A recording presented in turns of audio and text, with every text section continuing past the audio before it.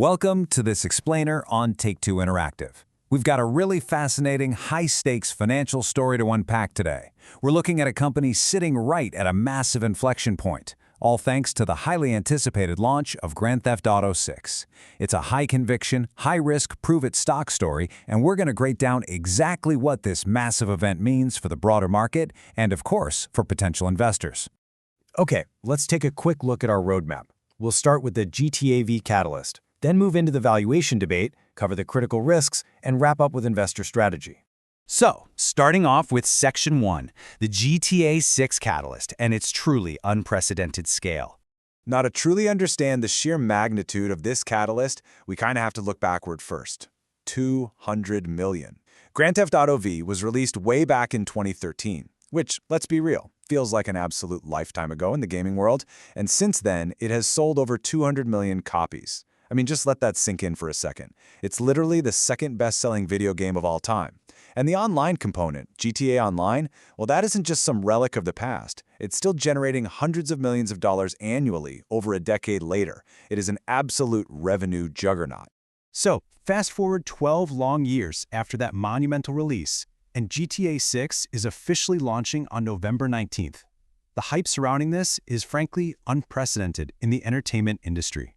Just recently, a 26-minute gameplay preview dropped on Netflix, and it reached millions globally in an absolute flash. The consumer anticipation is completely off the charts, and you better believe pre-order expectations are already massive.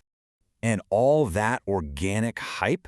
Well, it translates directly into some truly monumental projections. 37 million. Analysts are currently expecting 37 million units sold in just the launch year alone. For a single piece of media to hit 37 million units in year one, that's a scale very few companies on Earth could even dream of executing. And here's where the math gets pretty wild. With the game expected to retail at a premium price point of $80, if you multiply that by those 37 million projected units, you get roughly $3 billion in revenue. But here's the real kicker. That $3 billion is generated purely from base game sales. It completely excludes all those massive, highly lucrative future revenue streams from in-game microtransactions and, of course, the inevitable online mode that will follow. To put that into perspective for the company as a whole, this translates to a huge jump in total revenue. We're looking at a leap from $6.66 billion in fiscal year 2026 to $8.43 billion in fiscal year 2027. That is a massive 27% increase in total company revenue, driven almost entirely by this single title. This is the kind of rare singular catalyst that can fundamentally transform a company's financial profile for years. Right, let's move on to Section 2, the valuation debate, bull versus bear. With stakes this astronomically high, the market is fiercely divided. On one side, you have the bull case, boasting a consensus target of $287, which implies some pretty significant upside.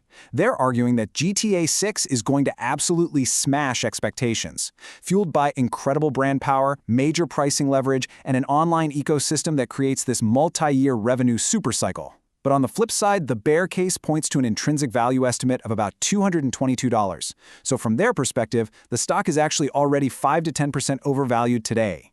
The bears are basically saying the whole buy the rumor phase is largely complete, and easy money, it's already been made. And the absolute crucial sticking point for the bears is negative 136. That is Take-Two's trailing price-to-earnings ratio, meaning the company's actually unprofitable over the last 12 months. So if you're buying right now, you are paying a massive premium for future earnings that simply do not exist yet. You're paying strictly for tomorrow's promises, and naturally, that carries some serious inherent risk. Which really brings us to this essential quote: is the market pricing in a home run or just a base hit? That $65 gap between the $287 bull target and the $222 bear intrinsic value perfectly represents the market's deep uncertainty. Look, everyone knows the game will be big, right? But just how massive is this launch actually going to be?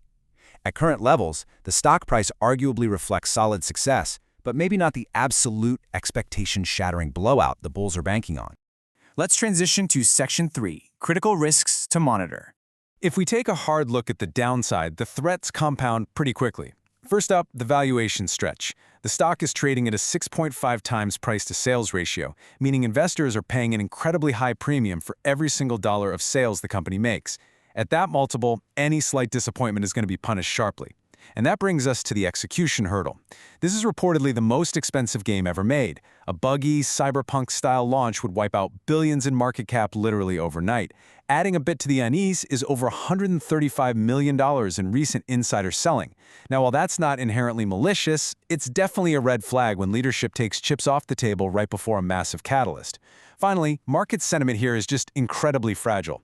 Actually, even a minor gameplay leak recently caused a temporary $2 billion wipeout in market cap. So yeah, it's going to be a bumpy ride. And finally, Section 4, Investor Positioning Strategy. Given these massive stakes we just talked about, how should you actually position yourself? Well, if you're an aggressive growth investor, this is a pretty compelling asymmetric bet. That means the potential upside of a blowout launch far outweighs the downside risks for you, and holding through the entire franchise cycle could pay off handsomely. Now, if you're more of a conservative or value investor, the recommended action is really just to wait. The risk-reward is tight at current levels, so you might want to watch for a post-launch pullback or simply wait to see actual unit sales data before jumping in. And for current shareholders already sitting on gains, it might be a very smart time to tighten up your stop losses and consider taking some partial profits off the table while letting the rest ride into November. And remember, this whole thing isn't just about waking up on November 19th. We have a full runway of event-driven catalysts you need to track. You've got to watch for pre-order numbers rolling in through September and October. Then, mid-November is going to bring those all-important early review scores. Late November gives us the hard reality check of first-week unit sales. And looking even further ahead to Q1 2027, you'll want to keep an ear out for the highly anticipated online mode announcement, because that is what will dictate the long-term recurring revenue. So wrapping this all up, Take-Two offers a rare, historic catalyst, but make absolutely no mistake, it is not a traditional value play. It is a high-conviction bet on what is likely the most anticipated entertainment launch in history. So I'm going to leave you with one final critical question to consider before November 19th. Take-Two is a conviction bet, so what is your risk tolerance? Are you willing to swing for the fences on a home run, or are you waiting for a safer base hit pitch? Take some time to truly think about that.